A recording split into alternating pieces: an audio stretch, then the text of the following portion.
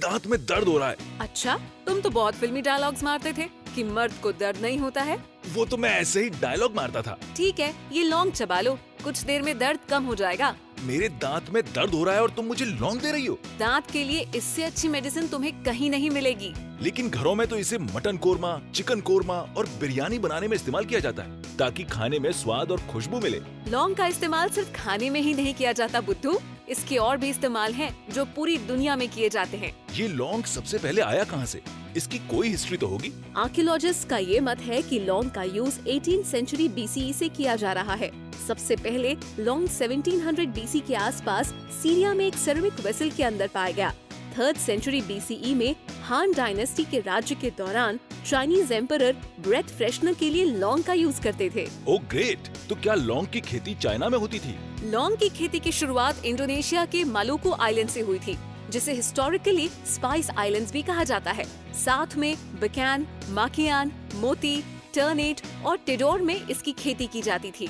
India में लौंग की खेती 1800 AD में ईस्ट इंडिया कंपनी द्वारा तमिलनाडु के स्पाइस गार्डन कोटलम से शुरू हुई।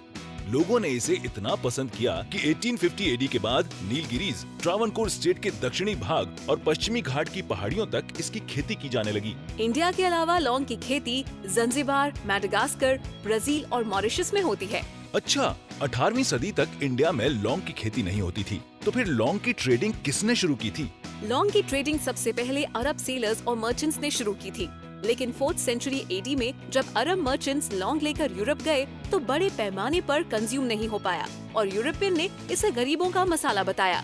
साथ में ये भी कहा कि ये भोजन के स्वाद को बदमजा कर देता है। लेकिन यूरोप में दोबारा लौंग कैसे पहुंचा? ये खुशबू किस चीज की है?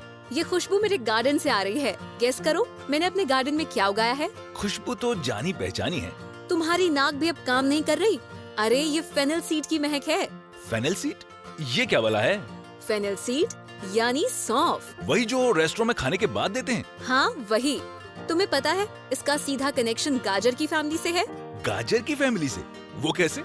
गाजर का हलवा तो खा सकते हैं, पर मैंने सौंफ का हलवा कभी नहीं खाया। हर वक्त सिर्फ खाना, जैसे सोया, धनिया, जीरा गाजर की फैमिली से है, वैसे ही सौंफ भी। मुझे तो पता ही नहीं था इतना बड़ा परिवार है गाजर का। नजर न लगे। Very funny. तुम्हें पता है इसका इस्तेमाल मसालों के अलावा मेडिसिन में भी बहुत होता है।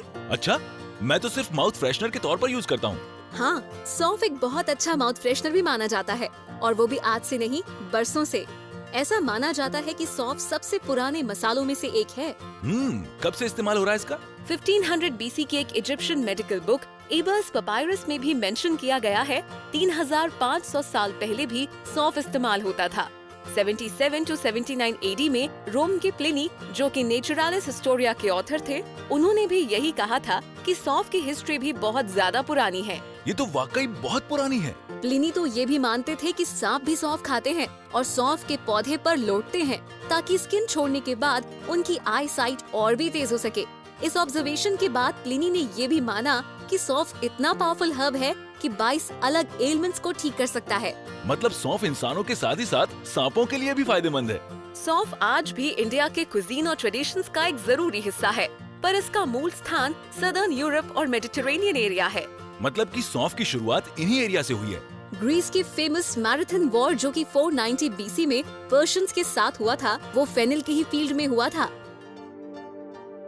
आज मैं तुम्हारे लिए कुछ लाया हूँ। तुम और मेरे लिए? पर क्या? इलायची। थैंक्स, मुझे आज इसकी बहुत जरूरत भी थी। देखा, मैं बिन बोले तुम्हारी जरूरत पूरी कर सकता हूँ। माउथ फ्रेशनर के लिए चाहिए था ना? अरे नहीं, मुझे एसिडिटी हो गई थी, इसलिए इलायची चाहिए थी। एसिडिटी और इलायची का क्या लेना देना?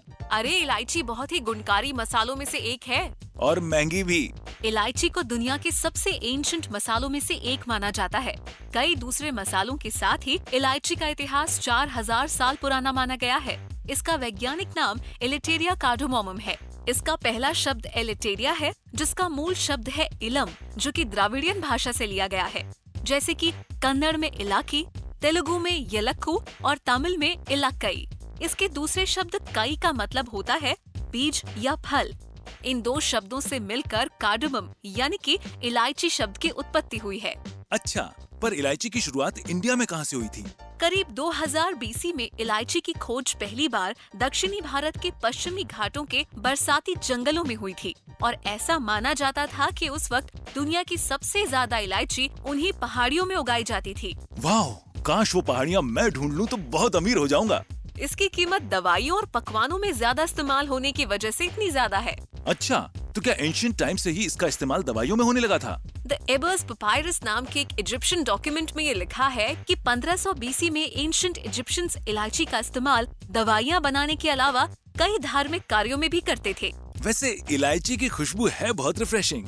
ये भी कहा जाता था कि इजिप्शियन क्वीन क्लियोपैट्रा के कमरे से इलायची की इतनी मोहक खुशबू आती थी कि किंग मार्क एंटनी भी उस खुशबू से मदमस्त हो जाते थे। एंशिएंट टाइम में लोग और किस तरह से इस्तेमाल करते थे इसका? इंडिया में इलायची के बारे में कई किस्से प्रचलित हैं।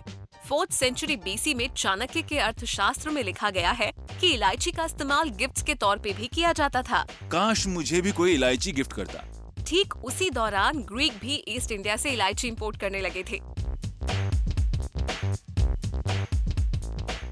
जब चाहो ऑन हो जाओ, एपिक ऑन चलाओ। Available across all devices.